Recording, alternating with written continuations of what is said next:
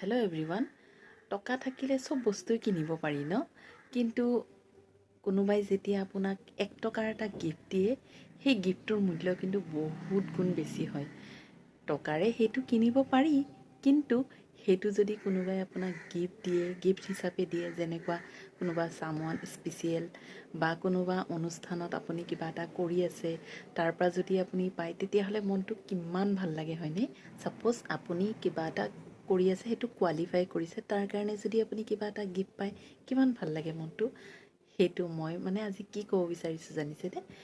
মই যিটো কোম্পানীত কৰোঁ, আপোনালোকে যিসকলে জানে তেওঁলোকেতো গমেই পায় যে মই অৰিফ্লেম নামৰ এটা কোম্পানীত কৰি আছোঁ, আৰু সেইটোৰ মই ব্ৰেণ্ড পাৰ্টনাৰ হওঁ। এটা সময়ত মই ডাইৰেক্টৰ আছিলোঁ, এতিয়াও মই এটা ৰেংকত আছোঁ, কিন্তু কৰোণাৰ পৰা মই অলপ কৰিব পৰা নাই, কিন্তু তথাপিও মই বহুত ভাল এটা হেৰিত আছোঁ। আৰু এই অৰিফ্লেমৰ পৰা মই আজি এটা বৰ ধুনীয়া গিফ্ট পাইছোঁ।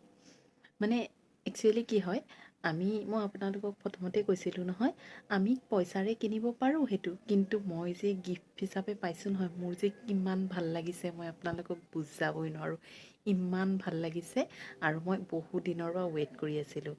অৰিফ্লেমত প্ৰত্যেক মাহত কিবা নহয় কিবা টাৰ্গেট থাকে, আৰু এপ্ৰিল মাহত 120 BP কৰিলে এটা ধুনীয়া এটা গিফ্ট আছিলে, 3টা কেটচেলাৰ গ্লাছৰ লিড থকা। আৰু মই তেতিয়া দেখাৰ পৰাই মই ভাবিছোঁ মই এইকেইটা কিন্তু ল'ম, এনি হাও মই বিপিখিনি কৰিম আৰু ল'ম। আৰু সঁচাই ইমান ভাল লাগিছে নহয়, মই ভাবাই নাছিলোঁ ইমান বেছি ধুনীয়া হ'ব। এনেও মই বহুত গিফ্ট পাইছোঁ, মোৰ ঘৰতো অৰিফ্লেমৰ গিফ্টৰ কোনো হিচাপেই নাই। যিমানেই আপুনি বজাৰৰ পৰা কিনক কিয়, অৰিফ্লেমৰ গিফ্টৰ নিচিনা হ'বই নোৱাৰে। যিসকলে পায় তেওঁলোকে চাগে, যিসকলে মোৰ ভিডিঅ' চাই তেওঁলোকে গমেই পায় চাগে। সঁচাই নাম্বাৰ 1 কোৱালিটিৰ লগতো তুলনাই নাই, আৰু বস্তুখিনি ইমানেই ধুনীয়া হয়, আৰু কালাৰবিলাক বহুত ধুনীয়া, ইউনিক। সেই অৰিফ্লেমৰ যিখিনি গিফ্ট দিয়ে, সেইখিনি কোনো প্ৰডাক্টৰ লগত বা কোনো দোকানৰ বাহিৰৰ কোনো মই আজিলৈকে মিল দেখাই নাই। আৰু ইমান বেছি ভাল লাগে নহয়, ইমান বেছি ধুনীয়া, কোৱালিটিটো কি চাব, কালাৰেই কি চাব। আৰু মই আপোনালোকক আজি গোটেইখিনি ৰিভিউ দেখাম, চাব হা গোটেই ভিডিঅ'টো, আৰু কমেণ্ট কৰিব কেনেকুৱা লাগিছে। এইটো মোৰ এতিয়া পাৰ্চেলটো আহিছে, আৰু মই আপোনালোকৰ লগত আনবক্সিং কৰিম। দেখিছেনে কি ধুনীয়া পাৰ্চেল আছে, আৰু মই ভাবিলোঁ আপোনালোকৰ লগত শ্বেয়াৰ কৰোঁ। এইটো অৰিফ্লেমৰ পাৰ্চেল, আৰু মই এতিয়া খুলি আপোনালোকক দেখুৱাম।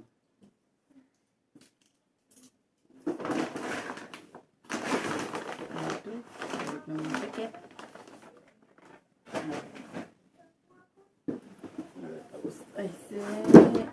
এইটোৰে অপেক্ষা মই কৰি আছিলোঁ। ইমান ভাল লাগিছে মোৰ এইটো।